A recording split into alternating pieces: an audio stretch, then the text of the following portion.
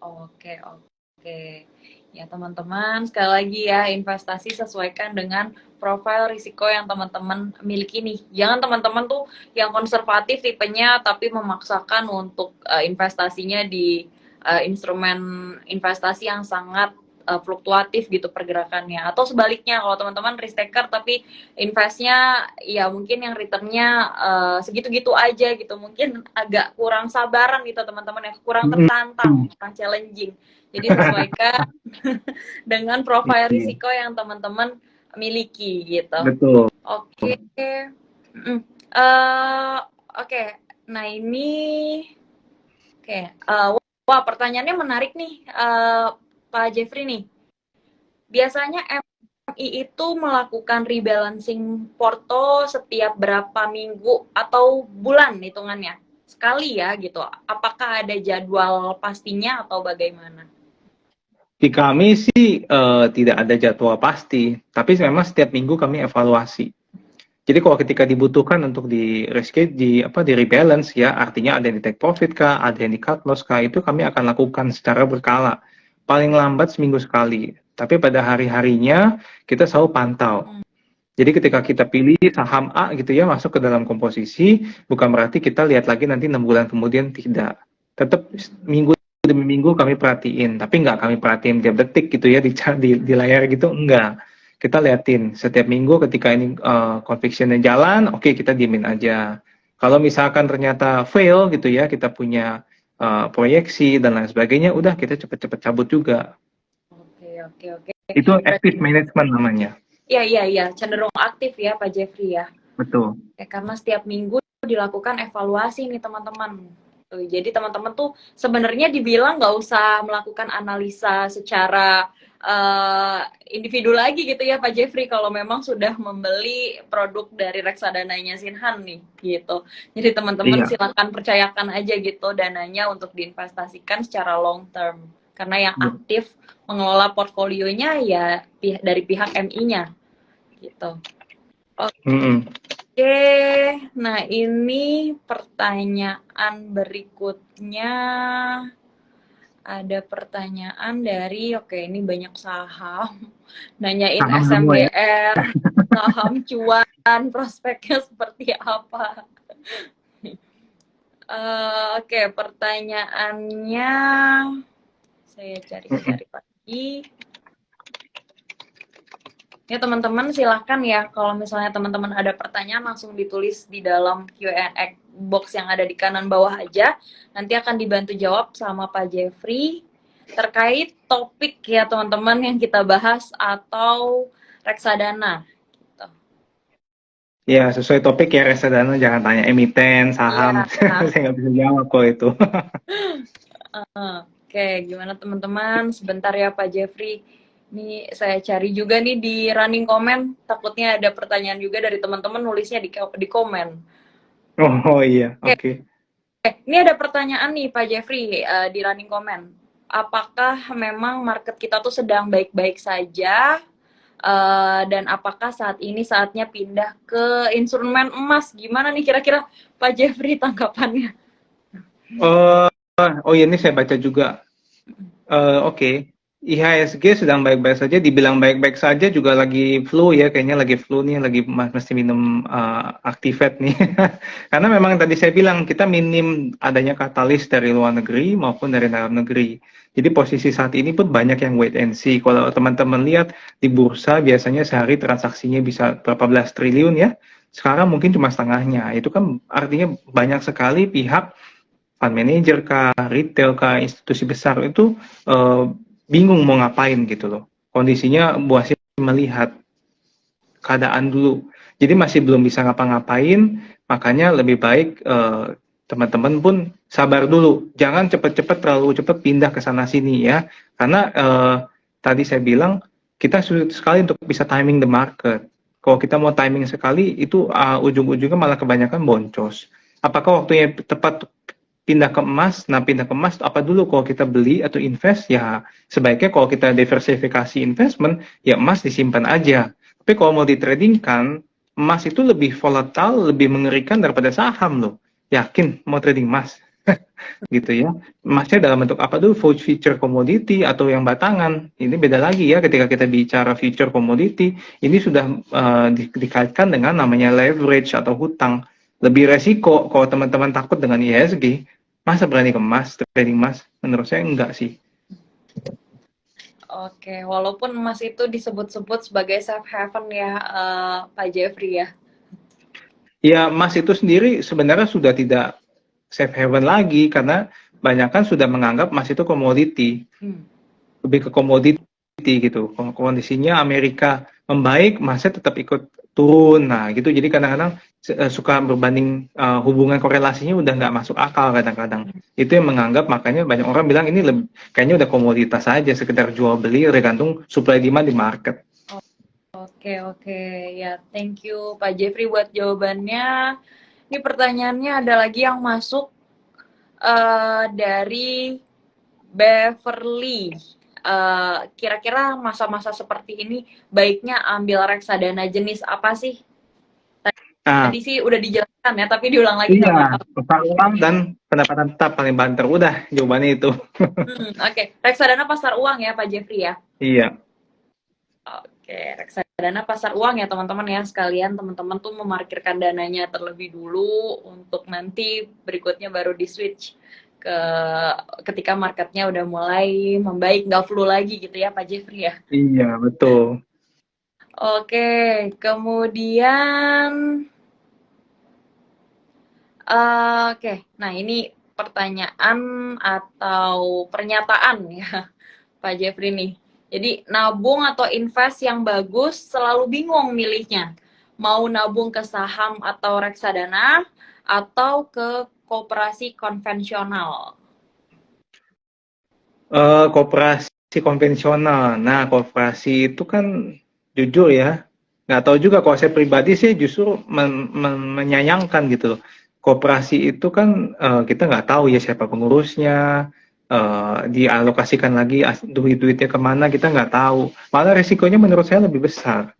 Lebih baik taruh di sesuatu yang liquid, yang udah jelas ada gitu ya. Kalau saya pribadi, mungkin karena udah sering melihat namanya fraud di mana-mana, kasus robot trading lah, ya koperasi sana sini tumbal gitu ya. Ya ujung-ujungnya baik lagi ketika kita mau investasi, mau taruh duit dimanapun, apapun itulah ya teman-teman, kan ketika menjadi pengusaha kan juga namanya investasi ya. Harus tahu gitu kita mau apain duitnya. Ketika kita taruh mau ke koperasi boleh, tapi tanya ke koperasinya, ini diinvestasikan kemana duitnya? Benar apa bodong gitu loh. Makanya saya lebih suka sesuatu yang transparan seperti reksadana atau saham ya, jelas-jelas itu. Kita beli saham, kita beli perusahaan yang memang ada di depan mata kita. Yang penting beli sahamnya jangan saham gocap, jangan saham gorengan, beli saham yang blue chip yang di depan mata kita ada gitu ya. Itu mau turun mau kayak apa kita akan tenang aja sih. Karena kan selama setiap hari kita masih pakai service mereka, mereka masih survive ya. Mereka masih ngasih dividen, mereka masih bisa menjaga harganya di pasar gitu. Demikian pula dengan reksadana, itu kan transparan. Ya, barang-barangnya apa aja kita bisa lihat. Nah, baik lagi, nggak semua reksadana juga kita bisa masuk. Kita pelajari baik-baik, cek dulu siapa pemiliknya, siapa yang pengelolanya, saham-sahamnya apa aja gitu ya. Kalau reksadana terlalu perform, itu juga mencurigakan. Ketika reksadana terlalu jelek, returnnya juga itu mencurigakan. Jadi tetap harus dilihat masing-masing, dipelajari masing-masing. Jadi ketika kita berurusan dengan duit, nggak boleh sembarangan teman-teman ya. Nggak boleh cepat-cepat mengambil keputusan, lebih baik pelan-pelan tapi pasti. Oke. Nah Pak Jeffrey, ini mungkin pertanyaannya dari tim kami lah ya. Karena ini saya banyak nampung pertanyaan dari teman-teman investasi ajaib.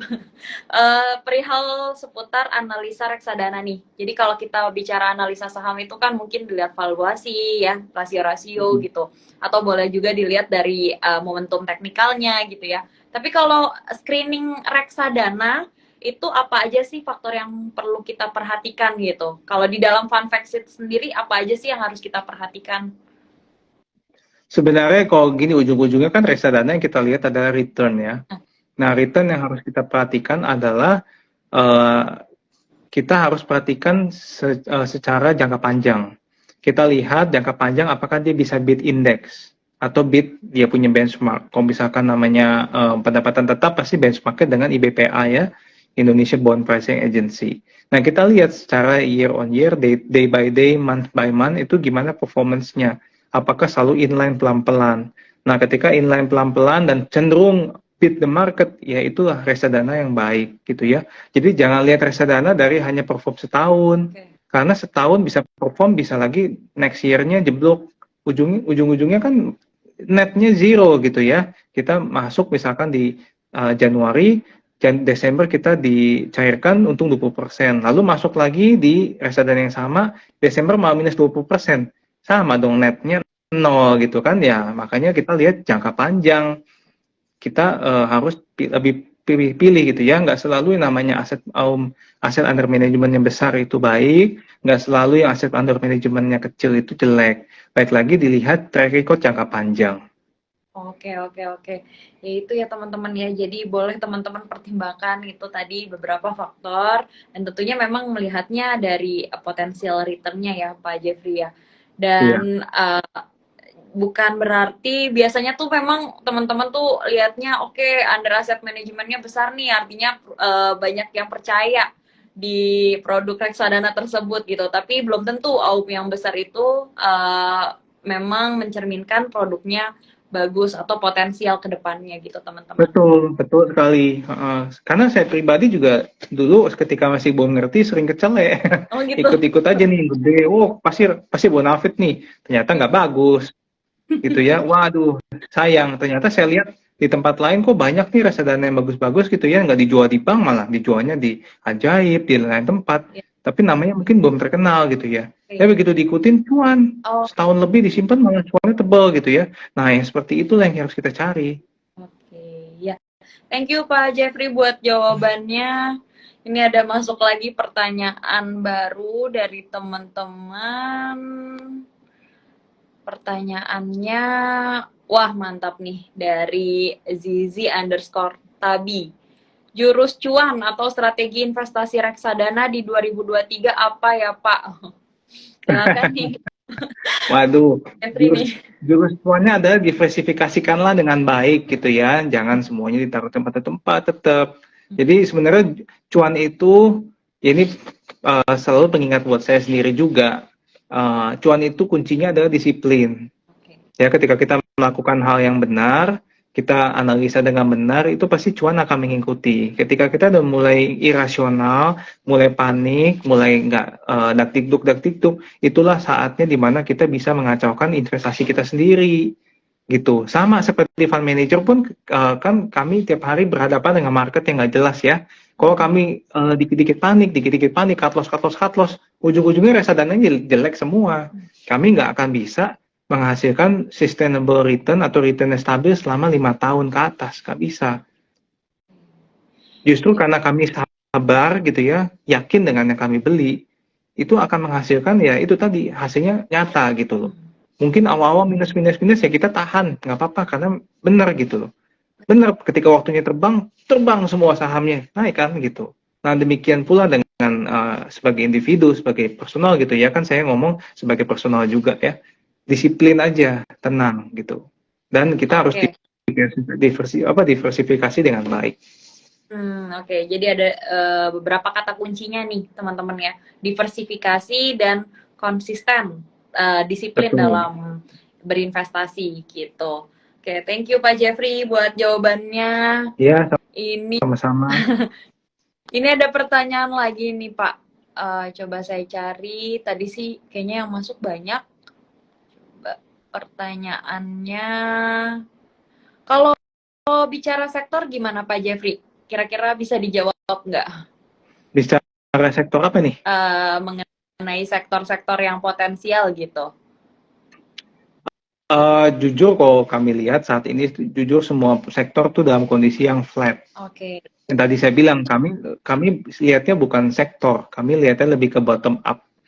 Ya, jadi pemilihan saham kami memang ada sektor tertentu yang kami mau, ada juga yang kami hindari. Tapi dari sektor tersebut pasti kami lihat dulu dari emitennya langsung gitu ya. Kalau misalkan sektornya lagi bagus, nggak semerta-merta kami juga ikutan di situ. Ada juga yang industri industrinya nggak bagus, tapi emitennya bagus, kami berani invest di situ dan terbukti hasilnya baik gitu. Oke. Karena sektor bagus atau nggak bagus itu hanya bicara momentum, ya, lebih bicara momentum. Tapi kalau udah berbicara fundamental itu bukan sesuatu yang bisa diubah dalam waktu sehari, ya. Kalau momentum sektor misalkan konstruksi contoh, ketika lagi digoreng semua akan naik. Tapi secara fundamental apakah benar belum tentu kan? Betul. Gitu. Jadi fundamental tidak akan berbohong. Oke, oke. Ya, jadi jawabannya seperti itu ya teman-teman ya. Jawabannya luar biasa sekali Pak Jeffrey. Thank you, thank you. Ini ada lagi pertanyaan. Nah, ini mungkin kurang lebih sama pertanyaan tadi ya Pak Jeffrey ya. Jadi boleh dijawab juga. Cara milih reksadana yang baik itu kayak gimana Pak Jeffrey? Kan tadi udah dibahas ya, milih reksadana yang baik itu lebih baik lihat dari track record dari si manajer investasi atas produk tersebut. Ya, dilihat jangka waktu 3 tahun, 5 tahun gitu. Karena kan tetap nasabah atau investor sebaiknya invest dalam jangka panjang, hasilnya akan lebih maksimal. Jadi jangan dilihat jangka pendeknya ya. Kalau reksadana diperuntukkan hanya jangka pendek untuk tektok-tektok saja, kebanyakan ruginya, pengalamannya sih begitu.